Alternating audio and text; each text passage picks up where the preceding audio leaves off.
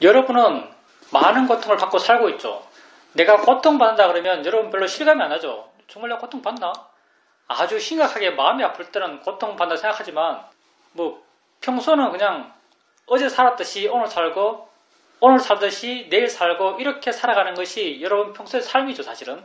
그래서 고통받는지 어떤지도 잘 몰라요. 특별한 이벤트가 없다면, 특별한 괴로움 이벤트가 없다면 고통받는지 어떤지 잘 몰라요. 근데 불교는 맨날 고통 이야기를 하고 있습니다. 여러분은 매 순간순간 고통받고 있어요. 왜? 여러분에게는 욕심이 있기 때문에, 여러분에겐 화가 있기 때문에. 여러분에게 욕심 없는 순간이 얼마나 있을까요? 여러분에게 욕심 없는 순간은 사실은 거의 없어요. 여러분 하루의 삶의 연속이 어떤 측면에서는 매 순간순간 판단의 연속이죠. 판단의 연속이에요. 여러분이 하루 중에 수없는 판단을 해가면서 하루를 살아가는데 여러분이 해나가는 판단의 대부분은 그 근거가 욕심에 근거하고 있죠. 손을 어디 둔다? 발을 어디 둔다? 어떻게 앉는다? 몸을 어떻게 추스린다? 이런 사소한 행동 하나하나의 판단 기준들이 실제로는 다 욕심에 기반하고 있어요. 물론 그게 큰 욕심은 아니겠지만 욕심과 화가 있다면 당연히 우리는 고통받습니다. 그럼 이런 고통들이 과연 본질적인가? 이런 고통들이 과연 받을 수밖에 없는 것인가? 이런 고통들이 받을 수밖에 없는 것이라면 불교라는 것이 생기질 않았어요. 우리 삶의 고통이 본질적이지 않기 때문에, 우리 삶의 고통이 해결될 수 있는 것이기 때문에 불교라는 게 생겼고요. 수행이라는 것이 생겼고요. 우리가 지금 이걸 하고 있습니다. 우리에게 고통이 생기는 것은 욕심, 화, 어리석음 때문이에요. 욕심, 화, 어리석음 때문에 고통이 생겨나요. 이걸 우리는 삼독심 이렇게 부르죠. 근데 이런 욕심과 어리석음은 무엇을 대상으로 생기는가? 욕심과 어리석음은 관념을 대상으로 생겨나요. 우리가 불교에서 관념, 실제 이런 말 많이 하는데 욕심과 어리석음은 관념을 대상으로 생겨나요. 근데 관념이란 게 뭔가 여러분은 좀 이해할 필요가 있어요. 세상 속에서 여러분이 아는 모든 것이 관념입니다. 모양, 색깔, 위치, 크기, 리듬, 내용들, 이 모든 것이 관념들이에요.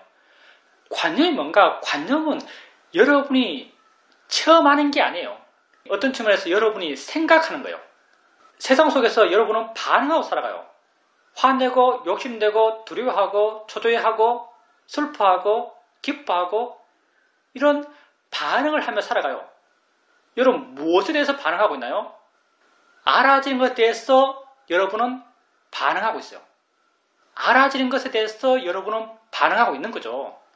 근데 그 알아지는 것들, 여러분이 세상 속에서 여러분에게 알아지는 것들은 모양, 색깔, 위치, 크기, 리듬, 내용들이에요. 거기에 감동하고 거기에 슬퍼하고 거기에 기뻐하면서 여러분은 세상을 살아가고 거기에 괴로워하면서 여러분은 세상을 살아갑니다. 근데 이것들은 다 관념들이에요. 관념이라 하는 것은 여러분 마음으로 만들어낸 것이죠. 실제적인 알의 대상이 아니에요. 이런 관념적 대상들에서 여러분은 화내고 욕심내고 어리석어져요. 그래서 우리는 이 수행을 통해서 이런 욕심과 어리석음을 통해서 생겨나는 고통의 문제를 해결하려 하고, 이렇게 고통의 문제를 해결하는 가장 기본적인 것, 알을 관찰해 가려 그러고, 이런 알매 뭐가 진짜인가를 이해하고 싶어요. 우리가 실제 아는 것은 무엇인가? 우리 마음은 반응해요. 알아지는 것에 반응해요. 근데 세상 속에서 여러분이 알아진다고 믿었던 것은 모양, 색깔, 위치, 크기, 리듬, 내용들이에요. 근데 이것을 불교에서는 관념이라 그래요. 관념은 실제가 아니다 그래요. 실제는 법이라 그래요. 이론은 그래요. 근데 과연 진짜 그러한가? 물론 진짜 그러하다는 것을 사유적으로, 논리적으로 설명할 수 있어요. 예를 든다면 눈을 뜨고 봐요. 눈을 뜨고 여러분이 이 시계를 봐요. 여러분은 이 시계입니다. 여러분은 이 시계를 진짜 본다고 생각하고 시계가 내 앞에 이렇게 30cm 앞에 실제 있다라고 믿어요. 실제 있는 걸 내가 실제 보니까 이 시계에 여러 번 반응해요. 비싸다? 좋네? 사고려네? 안 좋다? 이렇게 시계에 반응하고 욕심내고 화를 내요. 여러분은 시계를 실제 체험한다고 믿기 때문에 시계에 대해서 반응하는 거예요. 근데 과연 여러분이 시계를 실제 체험하는가? 여러분은 시계를 체험하는 게 아니에요. 만약에 시계가 있다면 이 시계로부터 눈을 향해 오고 있는 무엇을 체험하죠? 시계로부터 눈을 향해 오고 있는 무엇을 체험해요. 근데 시계로부터 눈을 향해 오고 있는 무엇이 시계인가요? 시계가 와서 내 눈으로 들어가나요? 아니잖아요. 시계로부터 내 눈을 향해 뭐가 오고 있는데 이 오고 있는 것은 시계가 아니에요. 오고 있는 것은 모양도 없고 색깔도 없고 사실은 위치까지도 없어요. 오고 있다는 것만 있는 거죠. 난 오고 있는 걸 체험하는 것이지 시계를 체험하는 게 아니에요. 이걸 우리는 법이라 그러죠.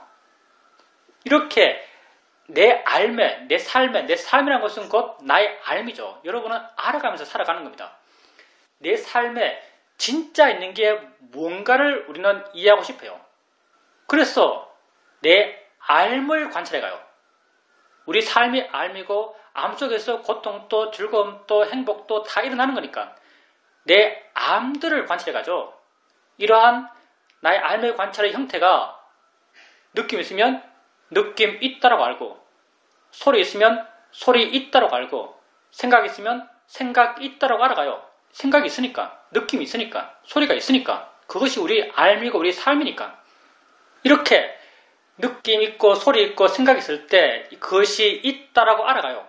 자연의 이치로서 대상이란 발응 견해를 일으켜주면서 이렇게 알아가죠. 이렇게 알아갈 때 점점 마음은 그 대상으로부터 물러납니다. 본질이 드러나는 것은요. 물러났을 때 본질이 드러납니다. 다가가면요. 관념만 뚜렷해져요. 여러분이 무엇에 다가가겠어요? 관념에 다가가는 겁니다. 물러났을 때 본질이 드러나요. 법이라고 하는 것은 법이 특별할 게 아니에요. 법이라는 것은요. 관념을 있게 한 실제예요. 법은 관념의 의지에서 정의된 거예요. 우리가 아는 것은 관념이에요. 우리 삶의 출발은 관념에서 출발한 겁니다.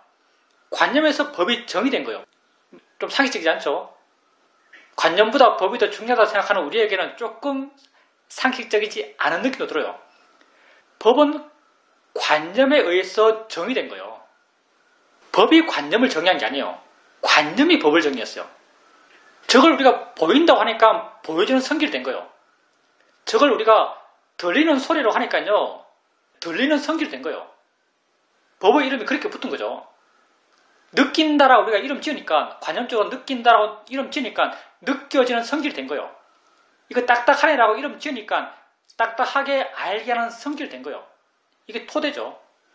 이렇게 알아지는 암들을 가볍게 알아가고 자유롭게 알아가면서 점점 마음은 그것으로부터 물러나게 돼요. 그리고 그것들을 더 객관적으로 관찰해가죠. 여러분 수행의 과정이 이 과정이에요. 알아차림을 설명할 때 가볍게 알아가라, 대상을 자유롭게 알아가라, 수동적으로 알아가라, 무의지적으로 알아가라 하는 것이 다 이런 과정의 변화를 설명하는 거죠. 점점 객관적이 돼요. 점점 물러나요. 이렇게 물러났을 때 조금씩 우리에게 실제 있는 것이 이해됩니다. 실제 하는 것이 이해돼요. 우리가 이 수행을 통해서 가장 먼저 접근해 나가는 실제하는 법은요. 대상을 안다는 것이요. 여러분에게 소리가 있어요. 어떻게 여러분에게 소리가 있겠어요? 소리를 아니까 소리가 있죠. 여러분에게 느낌이 있어요. 어떻게 느낌이 있겠어요? 느낌을 아니까 느낌이 있죠. 모든 것이 여러분이 아니까, 마음이 아니까 그게 존재하고 있어요. 근데 느낌 있을 때 느낌 알아요. 근데 느낌 아는 건 분명해 보이는데 느낌 아는 이게 어딨지? 어떤 모양이지? 어떤 색깔이지? 이렇게 관념적으로 묘사해 보라 그러면 우리는 묘사할 수가 없어요. 이게 또 없냐 그러면 없지도 않아요. 이거 우리는 법이라고 그러고 실제라고 그러고 빠라마트라고 그러죠. 내 존재의 진행에 진짜 있는 것이죠. 대상이 있을 때 분명 그 대상을 아는 게 있어요. 대상은 소리, 느낌, 생각, 맛, 냄새 모든 것이죠. 대상이 있을 때 분명 그 대상을 아는 게 있어요. 그래서 우리는 대상을 알아가면서 대상을 가볍게 활기차게 알아가면서 대상을 안다는 걸 이해하고자 해요. 그 방법이 아는가라는 질문이죠. 질문은 우리 수행에서 아주 유효합니다. 아는가라고 묻게 되면 자연스럽게 마음이 아는 것에 관심 갖게 돼요. 이건 질문과 마음의 일어남의 특징이죠. 아는가라고 묻게 되면 안다는 것에 관심 갖는 마음이 생겨납니다. 그리고 가볍게 알아가고 활기차게 알아가고 수동적으로 알아가고 무의식적으로 알아가면서 점점 수행하는 마음이 좋아져갔죠. 이렇게 수행하는 마음이 좋아졌을 때 아는가라고 묻게 되면 그렇네라고 이해돼요. 법은 이해하는 것입니다. 법은 체험하는 게 아니에요. 있다고 확인하는 게 아니에요. 법은 그렇다라고 이해하는 겁니다. 아네라고 이해된다면 그게 아는 마음의 작용을 이해한 거죠. 이렇게 아는 마음의 작용을 이해하면서 우리는 관념이 아닌 실제하는 법을 조금씩 알아가요. 진정한 내 자신을 조금씩 알아가죠. 그리고 아는 마음에 대한 이해가 점점 분명해지고 점점 깊어져 가게 되면 아는 마음을 이해하기 위한 나의 노력이 약해지고 나의 의지가 약해져 가면서 안다라는 관념 또한 약해져요. 안다라는 것은 관념이고요. 안다라는 건 묘사예요. 그리고 이 묘사는 내가 한 것이죠. 나의 의지가 한 것이요. 수행에서 나의 의지가 줄어들면서 안다라고 하는 이런 관념들이 약해지면서 순수한 법 그 자체, 우리가 흔히 있다, 성질, 작용, 존재 이렇게 표현하는 순수한 그 자체가 드러나요. 물론 순수한 법의 모습 그 자체를 하는 것도 사실은 관념이죠. 근데 이런 우리가 묘사에서 순수한 법의 모습 그 자체라고 묘사했을 때 이건요, 보는 것도 그것이고 아는 것도 그것이고 듣는 것도 그것이고 느끼는 것도 그것이에요. 점점 보편성을 뛰어가요.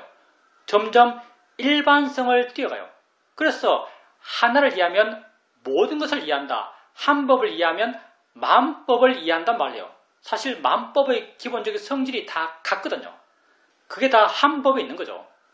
그렇게 봄에서의 실제, 들음에서의 실제, 느낌에서의 실제, 생각함에서의 실제를 조금씩 이해가게 되죠. 이런 이해는 나로 하여금 관념이 돼서 그런 법이 만들어낸 관념, 봄에서의 실제가 존재하고 벽, 나무, 빨강, 노랑이 존재해요. 봄에서의 실제, 봄을 이해하든 보여진다는 걸 이해하든 봄에서의 실제를 이해하면 그 실제가 만들어낸 관념, 노랑, 빨강, 나무, 산, 저 사람, 누구 이런 것으로부터 우리 마음을 반응하지 않게 하죠. 왜냐하면 내가 실제 체험하는 것은 실제는 그것이거든요. 관념이 아니에요. 이렇게 우리는 관념에 대해서 화내지 않고 욕심내지 않고 어리석지 않은 그런 마음이 되어가는 겁니다.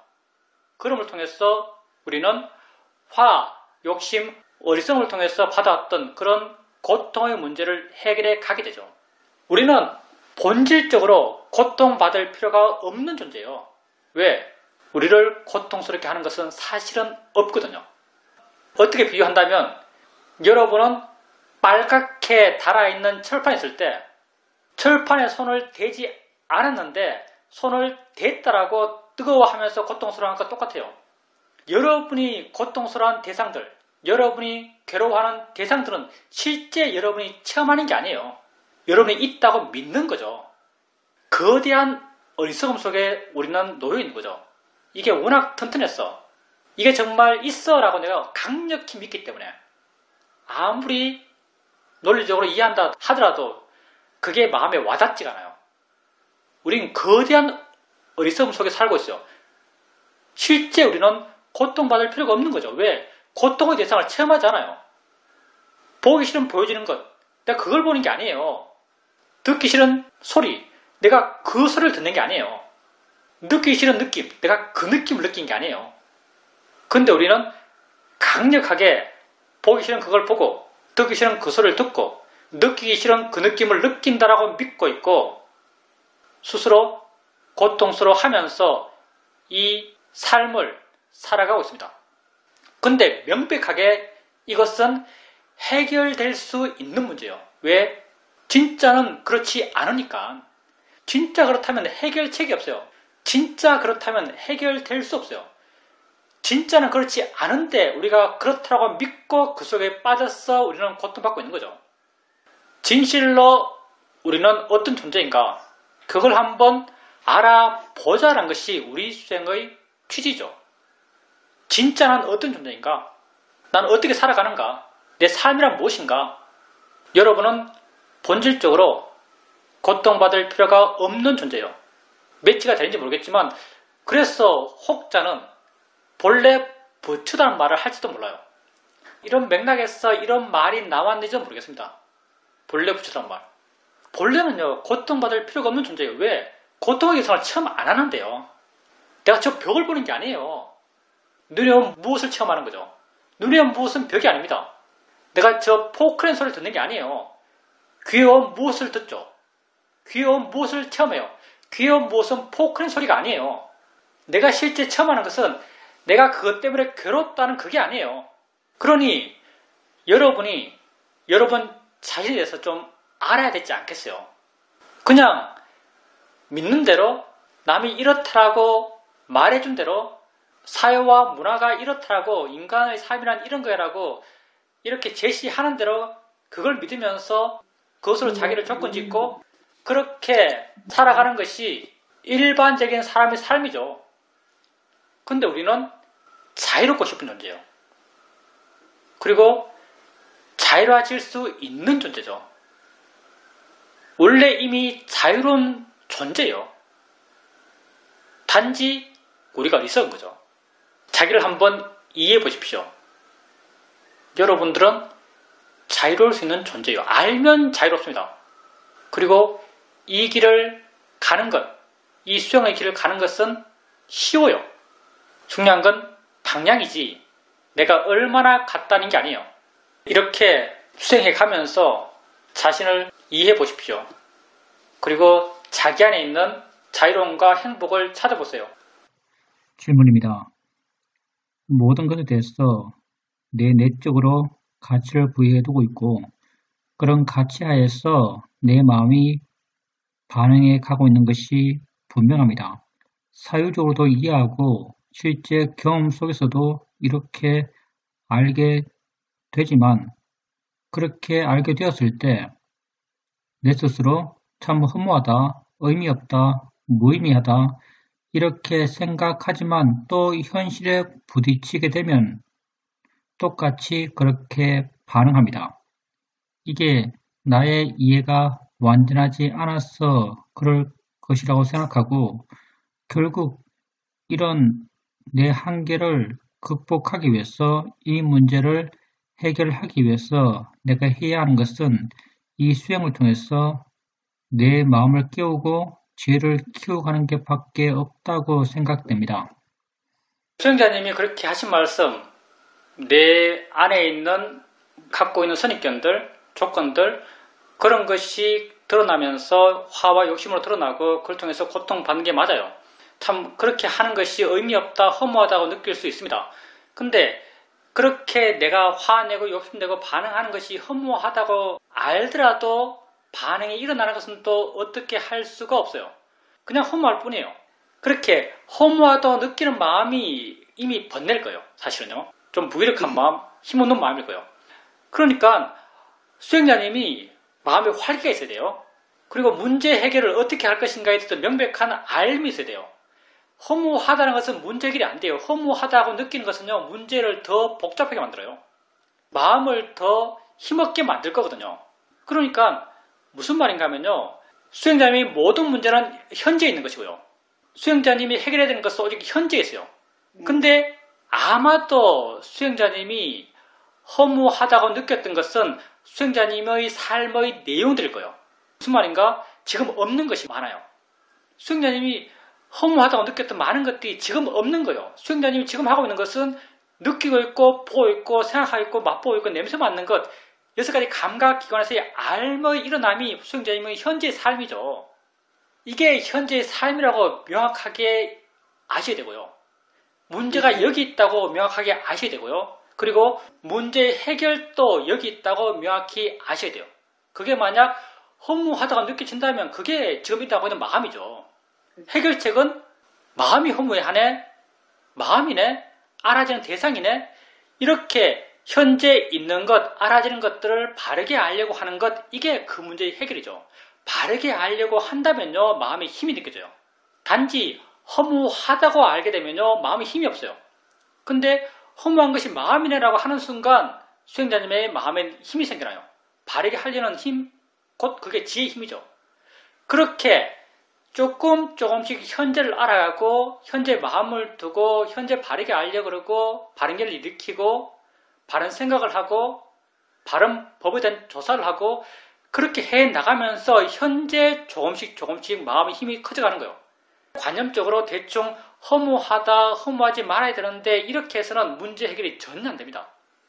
지금 현재 마음이 있고 지금 현재 일어난 걸 알고 지금 현재 있는 것을 바르게 알려고 그러고 그런 과정의 반복을 통해서 조금씩 마음은 깨어나고 활기차지고 이 순간의 의미를 알게 되고 바르게 한다는 것의 가치를 알게 되고 바르게 하고 있는 나 자신에 대한 자신감이 생겨나고 굳건해지고 힘이 있게 되고 보람이 느껴지고 행복이 느껴지는 거죠.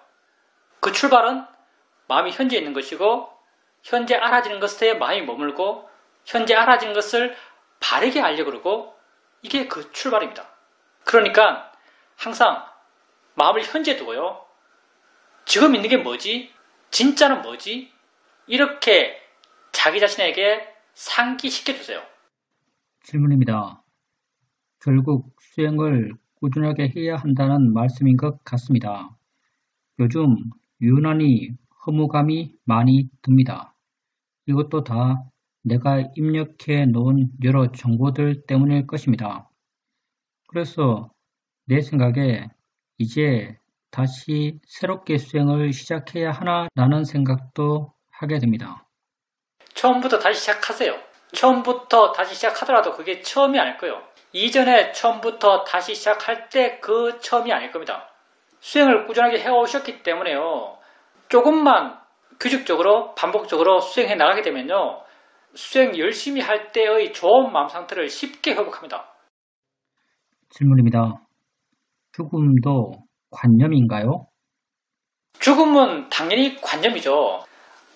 이제 죽음 이야기 해볼까요? 죽음. 여러분 뭔가에 반응해요. 여러분 삶에 있는 것에 반응하죠. 보이는 것, 들리는 것, 느껴지는 것, 알아지는 것 이런 것에 반응해요. 여러분 삶에 있다라고 하는 것은요. 다 여러분에게 알아지는 것이요. 여러분에게 알아지는 것을 갖고 여러분이 있다라고 말해요. 여러분 자신 또한요. 여러분 자신이 있다는 걸 여러분이 어떻게 말할 수 있겠어요? 여러분 자신이 여러분 자신에게 알아지기 때문이요. 느낌으로, 소리로 알아져요. 그래서 여러분은 여러분 자신이 있다라고 말할 수 있어요. 알아지는 것만이 있는 거예요. 그러면 죽음은 여러분에게 알아지는가? 죽음은 여러분에게 알아지지 않아요.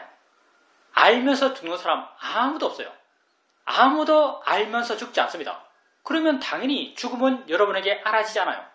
어떻게 죽을지를 고민할 필요 없어요. 여러분에게 있는 것은 오직 삶뿐입니다. 여러분은 오직 살아갈 뿐이죠. 그래서 여러분이 고민해야 되는 것도 어떻게 살 것인가를 고민해야죠. 어떻게 죽을 것인가는 아무 의미가 없어요.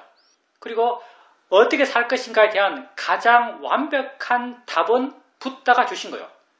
이렇게 수행으로 살아가는 것, 이걸 붓다께서는 가장 수승한, 가장 행복을 위한, 스스로를 위한 삶의 방법이라고 하시면서 우리에게 이 길을 제시해 주신 겁니다. 그래서 죽음은 당연히 관념이에요. 모르는 거예요. 세상에 죽음에 대해서 아무리 말을 많이 하는 사람이 있더라도요. 그 사람도 지금 질문하신 수행자님만큼 죽음을 몰라요. 똑같아요. 죽음에 대해서 아는 정도는요. 모든 인간이 똑같습니다. 왜? 아무도 모르니까. 왜? 모를 수밖에 없죠. 아무도 체험하지 않아요. 죽음을 아무도 체험하지 않아요. 체험하지 않는다는 것은 알지 않는다는 거죠. 죽음을 알고 죽는 사람은 아무도 없습니다. 그러니까 죽음에 대해서는요. 생각할 필요가 없습니다. 내 삶에 없는 거예요. 내가 체험하지 않는 거예요. 죽음 때문에 절대 여러분 고통받지 않습니다. 아는 것을 통해서만 고통받아요. 여러분 죽음을 엄청 두려워하는데 여러분 죽음을 굉장히 두려워하는데 생각해보면 이건 전혀 두려워할 필요가 없는 거예요. 왜? 내가 알 리가 없는 것이거든요. 알 수가 없는 거예요. 영원히 알 수가 없는 거예요. 영원히 알지 않을 것이에요. 그렇다면 내가 죽음을 두려워할 필요가 없죠. 여러분은 살아가는 존재일 뿐입니다. 살아가는 존재죠. 그러니 여러분의 고민 또한 삶을 고민해야 되죠. 질문입니다. 손주가 와서 손주를 봐주는 시간이었습니다. 가끔 안다는 것을 확인하면서 그렇게 시간을 보냈습니다. 그리고 며느리와 함께 미장원에 갔었는데 내가 다니던 미장원이 폐업을 해서 처음 가는 곳을 갔습니다. 순간순간 마음에서 상대 미용사에 대해서 불신하는 생각이 일어났지만 그 생각을 안 믿을 수 있었습니다. 그리고 집에 돌아오니까 남편이 머리 모양이 이상하다고 이런저런 이야기를 했습니다. 그렇지만 마음은 평온했습니다. 그럴 수도 있지라고 아주 여유 있는 마음의 상태가 되었습니다. 불쑥불쑥 안 좋은 생각이나 번뇌의 마음들이 일어나기도 하지만 또 물러나서 지켜보게 되면 쉽게 힘을 잃습니다. 우선 남의 시선에 대해서 좀 자유로워진 것, 그건 당연히 수행자님이 자신에 대한 자신감이 있기 때문에요. 자신감이라서 내가 잘났어, 내가 예뻐, 내가 멋져 이런 게 아니고요. 그냥 내가 나 자신에 대해서 무엇에 대해 자신감을 갖겠어요. 이쁜 사람이 자기 이쁜 것에 대해서 자신감을 가질까요? 만약 이쁜 사람이 자기가 판단하기에 예쁜 사람이 자신감을 갖는 것은 자기보다 못생겼다고 판단되는 사람 앞에서는 자신감을 가질 거예요. 근데 만약 이런 사람의 경우 자기보다 잘생겼다고 생각되는 사람 앞에 가면요 더 큰 열등감을 느낄 겁니다. 이건 자신감이 아니죠. 그러면 내가 표현했을 때 수행자님이 자신감이 있다라고 이렇게 말했어요. 수행자님이 자신감이 있는 건요 머리 모양이 예뻐서 머리가 나는 마음에 들었어 이게 아니에요. 우리가 우리 삶에 대해서 자신감이 있는 것은요 내가 살아가는 삶의 방식이에요. 그리고 내가 살아가는 삶의 방식이라는 것도 1년 동안 나 이렇게 살았어 오늘 하루 동안 이렇게 살았어 이게 아니에요. 지금 이 순간 나는 이렇게 살아라는 내적 긍정이죠. 나는 이 순간 나는 이렇게 살아. 이 순간 이렇게 살고 있는 것 이게 나 자신이잖아요. 그리고 이 순간 내 삶을 내가 긍정한다면 그게 나에 대한 긍정이에요. 내가 나를 긍정하는데 누구의 긍정을 구해야겠어요. 아무에게도 긍정을 구할 필요성을 안 느껴요. 내가 나를 긍정하고 내가 나를 인정해요. 그게 수행하고 있는 나 자신이죠. 관심 내게 있고 내 안에 있고 알아차림이 있고 거리감이 느껴지고 여유가 있다면 안다는 이해가 있고 그렇게 하고 있는 것에 대해서 옳다란 내 공감이 생겨나고 그렇게 이 순간 내가 이렇게 산다는 것에 대해서 내 스스로 수긍할 때 나는 내 밖의 세상의 그 어떤 긍정, 인정 그걸 구하지 않죠. 내가 미얀마 있을 때 사회도에 이런 인터뷰를 한 적이 있습니다. 이렇게 내 안에 굳건히 머물 때 난 이걸 신심이라고 생각해요. 나에 대한 신심이죠. 수행을 통해서 내 스스로 확신이 있을 때 내가 옳다라고 스스로 알 때 마음이 이렇게 힘이 있을 때는 남이 나를 칭찬해도 들뜨지 않고 남이 나를 비난해도 의기소침해지지 않는다. 왜냐하면 내가 나를 알기 때문이다. 이렇게 말한 적이 있어요. 인터뷰에서. 그게 다 남이 뭐라 그래도 수행자님이 스스로 별로 동의하지 않았던 것 그건 수행자님이 스스로를 알기 때문에 수행자님이 스스로를 긍정하기 때문이죠. 그리고 아까 손자 봐줄 때 내 아는 마음을 확인했다 이렇게 말씀하셨는데 손자를 봐준다는 것은 손자에게 이야기도 해주고 손자랑 같이 놀아주고 여러 가지 동작들도 있고 어떨 때는 마음이 손자에 가기도 하고 이렇게 해요. 아는 마음을 가끔 확인한다면은 이건 수행자님이 의지적으로 약간의 의지를 갖고 마음을 자기가 돌이키고 아는 마음을 확인하려는 그런 노력을 살짝 하고 그걸 통해서 안다는 느낌을 확인하고 그렇지 않을까 생각합니다. 근데 좀 더 능숙해지는 훈련을 한번 해보는 건 어떨까라고 추천해봐요. 미사인데 손자에게 말하면서도 안다는 느낌이 있음을 알 수 있습니다. 사실은 내가 기초수행법을 하면서 아는 마음을 표현하자면 우리식으로 말할 때 아는 마음을 계속 알면서 기초수행법을 해요. 근데 이렇게 분명한 동작, 말, 이건 내용까지 갖고 있잖아요. 이런 걸 할 때 아는 마음을 확인하는 건요, 굉장히 표현상 굉장히 얇아요. 얇다는 게 어떤 의미지? 굉장히 얇아요. 굉장히 가벼워요. 굉장히 좀 미세해요. 이렇게 할 수 있거든요. 강하게 힘을 줘서 확인하는 게 아니에요. 그냥 느낌으로 알아요. 보통 큰 의미 없는 것들, 좋은 것도 아니고 나쁜 것도 아니고 그런 걸 해나갈 때 예를 들어서 좌선하면서 엉덩이 느낌, 자연스럽게 들리는 소리 이런 걸 알면서 안다는 걸 확인하는 것은 애써 노력하지 않아요. 그냥 안다는 확인이 자연스럽게 되잖아요. 그때는 굉장히 가볍죠. 굉장히 얇아요. 이런 어떤 아는 마음을 알아가는 패턴을요. 활동 중에도 한번 해보세요. 그런 방향으로 한번 해보세요. 이게 좀 재미있습니다. 그렇게 해보세요. 그렇게 하세요. 할 수 있다면 계속 그렇게 하세요. 질문입니다. 얘랑 같이 있으면서 똥 싸면 기저귀 갈아주고 밥 시간 되면 우유 먹이고 이렇게 하는 활동 가운데서도 아는 마음은 옆에 있는 것 같이 느껴집니다. 느낌으로서 존재해요. 그렇게 계속 알아가시면 됩니다. 그게 아는 마음을 아는 거죠. 그게 실제는 법에 대한 이해를 갖고 세상을 살아가는 거예요.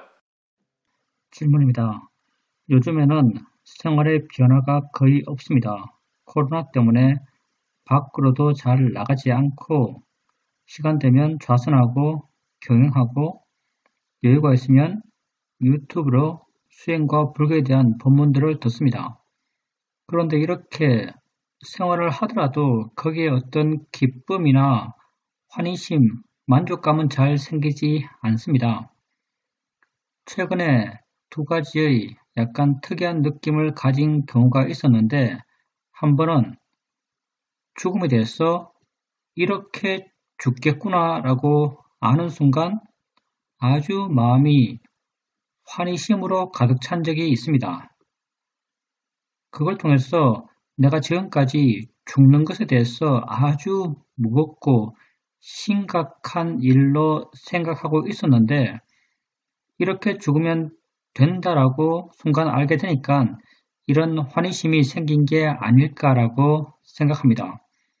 또 한 번은 내 스스로 질투심을 느껴본 적이 별로 없는 것 같았는데 한번 아주 강하게 질투심을 느꼈습니다. 그 순간 내가 아주 분명히 야 이건 질투심이야 라고 알 수 있었습니다. 그걸 대상으로 보지 못했고 그 마음이 내 마음을 무겁게 했습니다. 질투심이 있는 마음이 참 괴로운 마음이라는 것을 알 수 있었습니다. 특이하네요. 이렇게 죽을 수도 있겠다라고 알게 되니까 환희심이 생겼다고요. 왜 환희심이 생겼죠? 환희심이 생겼다는 것은 마음이 굉장히 가벼웠단 말인데요. 아마 그러면 수행자님이 그때 이렇게 죽을 수도 있겠다라고 알았을 때 죽음에 대해서 과도하게 부여했던 그런 가치들, 두려움들 그런 것들을 다 내려놓아서 마음이 가벼워지고 환희심이 생긴 그런 건가요? 질문입니다. 죽음에 대해서 두려워해왔던 것이 죽음 그 자체기보다는 어떻게 죽어갈까에 대한 그 모르는 것에 대한 두려움이었습니다. 그러니까 이렇게 죽으면 되겠다라고 그 모르는 것이 분명해지니까 마음에서 환희심이 강하게 일어났던 것 같습니다.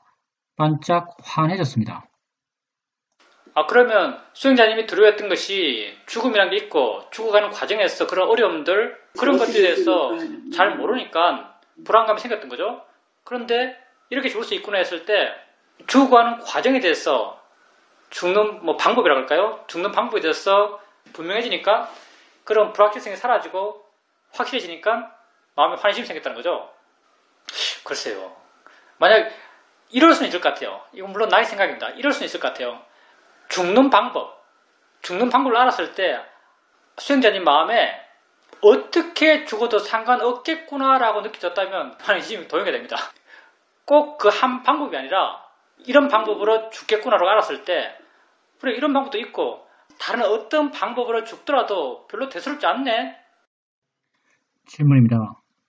저는 한 달이 지나고 달력을 넘길 때 항상 마음이 기쁩니다.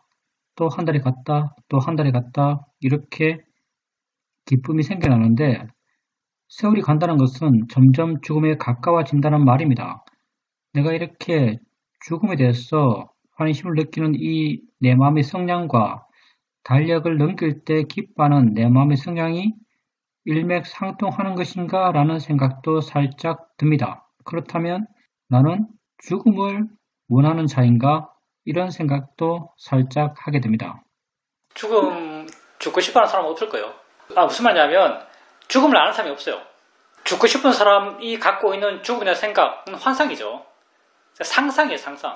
죽음의 진실을 아무도 몰라요. 그리고 영원히 모를 거예요.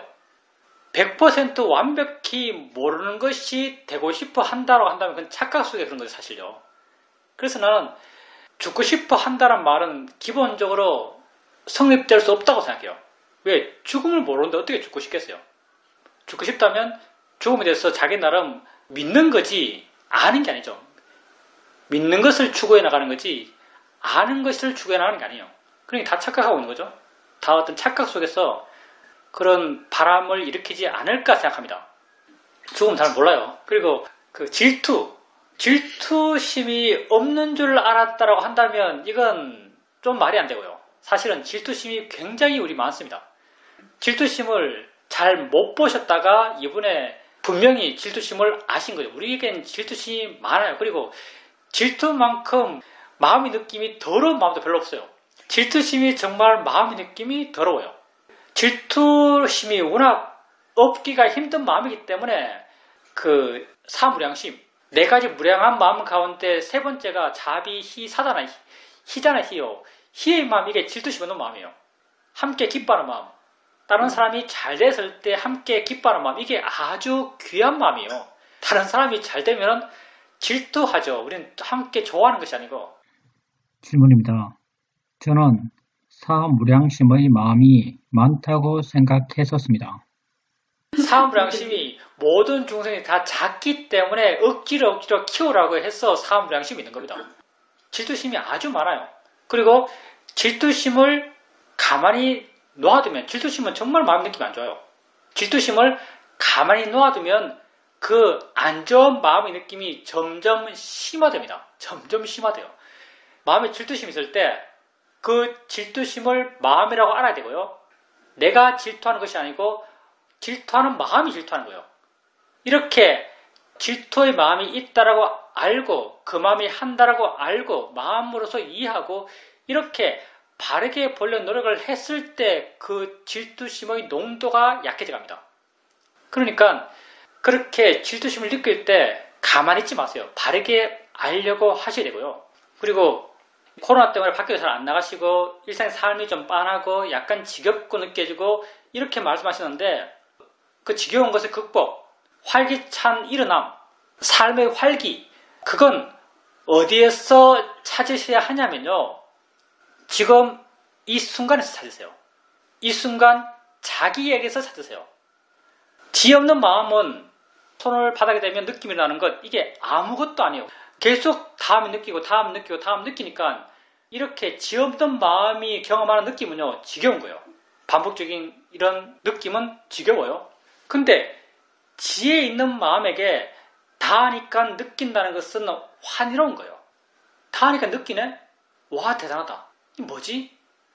수행자님 마음이 현재 있고 현재 있는 것을 바르게 알아차림하고 거기에 대해서 바른 견해를 통해서 물러나 지켜볼 수 있고 이렇게 바른 견해로 물러나 지켜보는 것, 물러나 알아차림하는 것, 이게 조금씩 이어지고 힘이 있기 때문에요. 이 순간순간 있다는 것, 지혜 없을 때는 아주 평범한 것들이었지만 이것들이 그렇게 지혜 있을 때는 아주 신기한 것이 돼요. 그래서 일상의 삶은 단조롭고 반복적이고 지루할지 몰라요. 근데 우리의 이런 관념적인 일상의 삶이 아니라 우리의 실제 삶은 사실은 매 순간 새롭고 매 순간 신기하고 매 순간 환희로운 거예요. 내가 말을 하면 내 말을 내가 들어요. 이게 환희로운 거 아닌가요? 눈을 뜨면 내가 봐요. 뭔가 보여요. 보이면 저게 내가 책상이라고 알아요. 이 도대체 뭐죠? 어떻게 가능하죠? 와, 이게 뭐지? 정말 자기에 관심 있고 자기를 객관적으로 알아차며 나가다 보면요. 이런 나의 현재에 대해서 경이로움을 느낄 수 있습니다. 그러니 신기하고 즐겁고 환희로운 걸 멀리에서 찾을 필요가 없어요. 우리는 매 순간순간 환희로운 존재입니다. 자기에게서 이런 경이로움, 새로움, 환희로움을 찾아보십시오. 질문입니다. 꿈 같은 이야기지만 한번 해보겠습니다. 뭐가 그 꿈 같아요. 느낌 알면서 느낌이네. 선생님 해보세요. 느낌 알면서 느낌이네.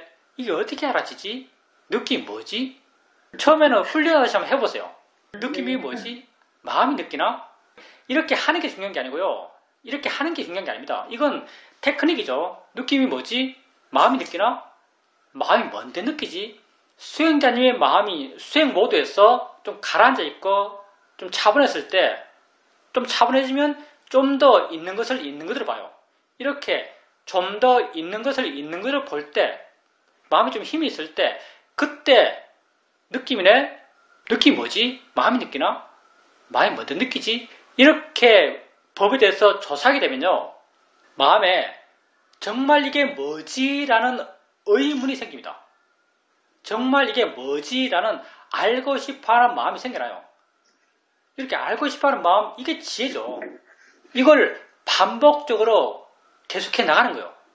그리고 나중에는 이런 알고 싶어하는 마음이 계속돼요.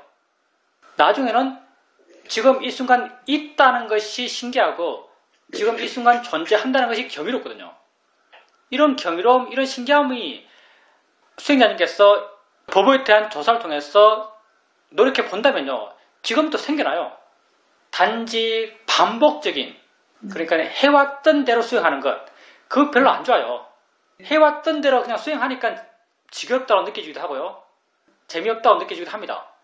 자꾸 물으시고 의문을 가지시고 알고자 해 나가시고 관심을 가지세요. 그런 걸 통해서 정말 마음에 관심이 생겨나요.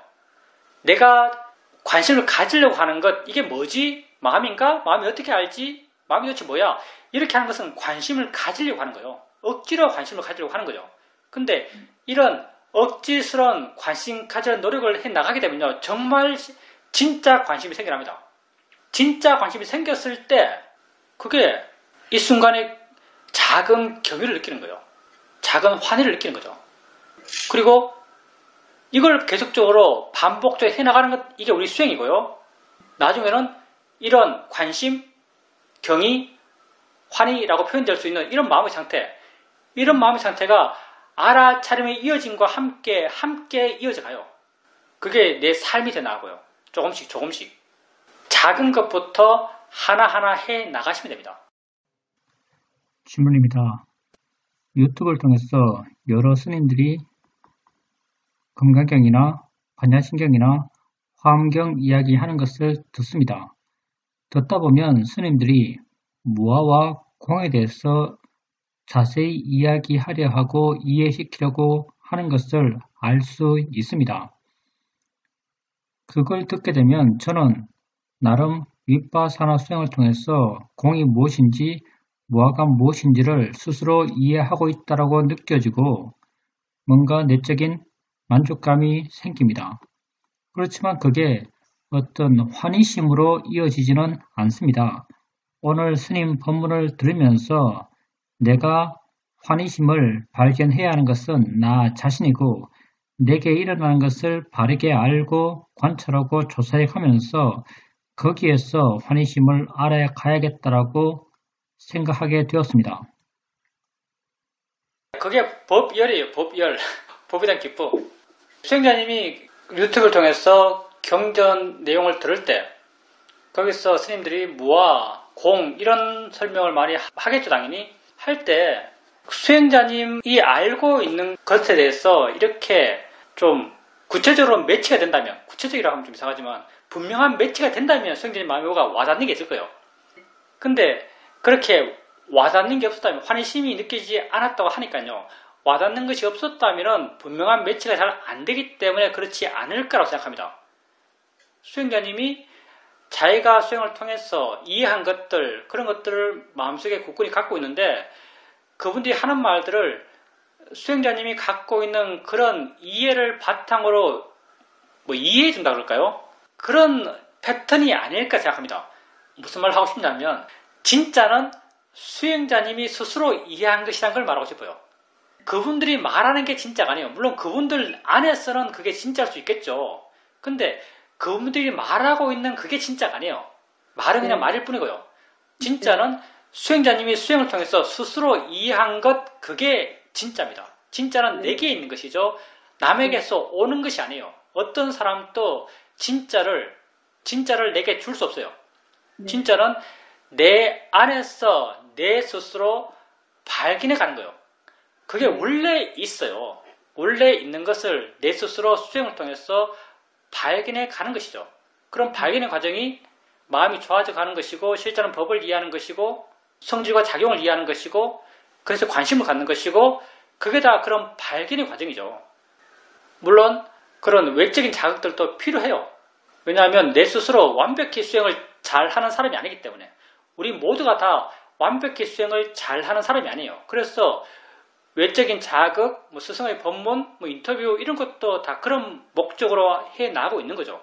근데 결국은 내가 해야 될 일입니다. 수행자님이 자기에게 관심을 갖고, 자기를 알아가고, 자기를 바르게 보려고 그러고, 자기 안에서 그런 관심을 일으키고, 관심이 생겨나고, 관심이 이어지고, 그리고 그런 관심과 지혜를 통해서 현재에 대한 확신이 생겨나고, 굳건해지고, 마음이 좋아지고, 행복해지고, 고통받지 않게 되고, 그렇게 스스로를 바꿔가고 변화시켜 나가는 거죠. 질문입니다. 선거 관련돼서 여러 가지 정치 관련된 뉴스가 워낙 많이 나와서 그런 것을 굉장히 보기 싫어했습니다. 그래서 뉴스도 안 보고 있었는데, 어느 날 지인과 대화하면서 지인이 내게 동해 쪽에 난 산불이 어떻게 되었는지 아느냐라고 제게 물었습니다. 저는 산불이 났는 줄도 몰랐습니다. 모른다라고 하니까 지인이 나를 좀 이상한 듯이 봤습니다. 한국 사람 맞냐라는 식으로 봤습니다. 그걸 통해서 모르는 것에 대해서는 전혀 내 마음이 반응하지 않는다라는 것을 알 수 있었습니다. 모르는 것은 내게 없는 것이었습니다. 모르는 것은 단지 모르는 것일 뿐이구나라고 알게 되었습니다. 산불 난 걸 반드시 다 알아야 되는 건 아니죠. 당연히 수행자님이 하신 말씀이 맞아요. 모르는 것은 내게 없는 것이요. 내 삶에 없는 것이요. 당연히 모르는 것에 대해서 내 마음은 당연히 반응하지 않죠. 거기에 대해서 내가 번뇌도 일어나지 않고요. 근데 그러면 번뇌 일으키지 않기 위해서 몰라야 하는가 하면 또 그것도 아니죠. 우리는 기본적으로 알면서 사는 존재예요. 우리의 삶의 문제도 암 속에 생겨나고요. 우리가 수행하는 것도 알을 관찰해 가는 것이고요. 그리고 우리의 수행의 방향도 알면서 생겨나는 문제를 해결하고자 하는 거죠. 물론 모르면 문제가 안 돼요. 그러니 수행자님의 친구나 지인분이 하는 말씀, 한국 사람 맞냐? 이런 말들은 별로 고려 대상이 아닙니다. 모를 수 있죠. 다 알아야 되는 건 세상에 없습니다. 그리고 정치적인 이야기들 내지는 아는 것에 대해서 반응하는 것, 모르는 것에 대해서 반응하지 않는 것.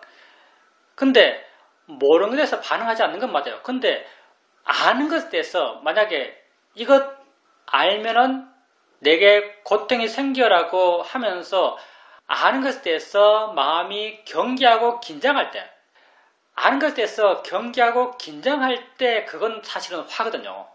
내가 무슨 말 하고 싶냐면 정말 자유로운 마음은 알아도 자유로워요. 몰라서 자유로운 것만이 있지 않아요. 몰라서 자유로운 것만 추구하면요. 아는 것에 경계해요. 그래서 궁극적으로 우리가 나아가야 될 방향은 알면서도 자유로울 수 있는 방향이고요.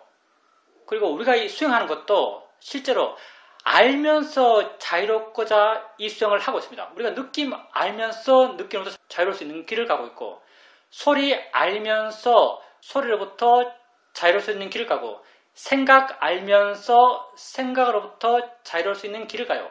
느낌 없고 소리 없고 생각 없는 것, 생각 알지 않는 길을 가는 게 아니거든요.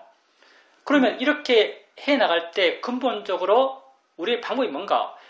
현재 있는 것만 따지고, 현재 있는 것만 문제시하고, 현재 있는 걸 알고, 현재 있는 것의 진짜가 뭔가를 알아가고, 그것의 본질이 뭔가를 알아가는 것, 이게 우리가 현재 알아지는 것으로부터 자유로워질 수 있는 우리의 방식이죠. 그러니까 좀 더 마음 힘이 좋고 좀 더 넉넉하다면 내 마음에 큰 자극이 되는 것, 내 마음에 큰 자극이 되는 것 한번 열어보고요. 마음에 자극이 오면 그 자극은 분명히 내용이 내게 자극이에요. 내용과 의미가 내게 자극이에요. 내용과 의미가 내가 자극일 때 마음을 한번 돌이켜봐요. 진짜 이게 뭐지? 아, 소리구나. 진짜 이게 뭐지? 보이는 것이구나. 진짜 이게 뭐지? 생각이구나 라고 알 수 있어요.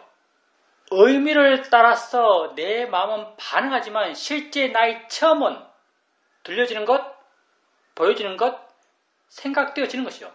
이렇게 내 마음을 실제 묶어두고 실제 두고 그것을 바르게 알려하고 바르게 이해하려고 해나갈 때 조금씩 관념으로부터, 내용으로부터, 의미로부터 마음은 물러나게 되고 가볍게 되고 부드러워져가요. 그러니까 무조건 안 알려고 하는 태도도 사실 맞지 않죠. 옛날에 이런 적이 있었죠. 내가 식당 갔는데 아침에 국이 나왔어요. 국을 보는 순간 무 자른 것 보이고 물고기 꼬리 보이고 이렇더라고요. 그래서 전 생각이 이거 그냥 생선 남는 거 가지고 국 끓인 모양이다 해서 확인해서 말겠어. 확인해 봐야 기분 나쁘겠다. 그냥 모르고 먹자. 모르고 그냥 먹는 것이 화 안 나게 하는 방법이다 라고 생각하고 그냥 먹었어요. 그냥 이게 그렇게 사회덕이 와서 사회덕이 자랑을 했죠. 사회덕은 내가 이렇게 해서 화 안 나게 먹었습니다. 화 안 날 수 있게 알려고 하지 않고 확인하지 않고 그냥 먹었습니다 라고 사회덕이 말했죠. 그러니까 사회덕께서 내게 해주신 말씀이 이거였죠. 아주 충격적인 말이었죠. 나는 모든 것이 알아야 될 일이다. 모르는 것은 어리석음이다. 이렇게 사회덕께서 말씀하셨어요. 그래서 너무 경계하는 것도 결코 바람직한 마음의 태도는 아닙니다. 질문입니다. 알고서 자유로울 수 있다면 정말 그렇게 하고 싶습니다. 그렇지만 나의 지혜가 약하고 내 힘이 미약하다 보니까 알면 마음이 반응하고 괴롭기 때문에 알지 않으려고 하는 마음이 있는 것 같습니다. 여전히 많이 부족하다는 것을 알 수 있습니다. 다 부족해요. 다 부족하니까요. 닥치면 이렇게 해결하는 거죠. 우리가 모르면서 살 수는 없어요. 내가 알게 되었을 때 이렇게 수행적으로 그 문제를 해결하려는 노력을 해 주라는 거죠. 수행적으로 노력해 주는 그 자체가 이미 좋은 거예요. 이미 바른 것이고요. 이미 지혜가 있는 것입니다.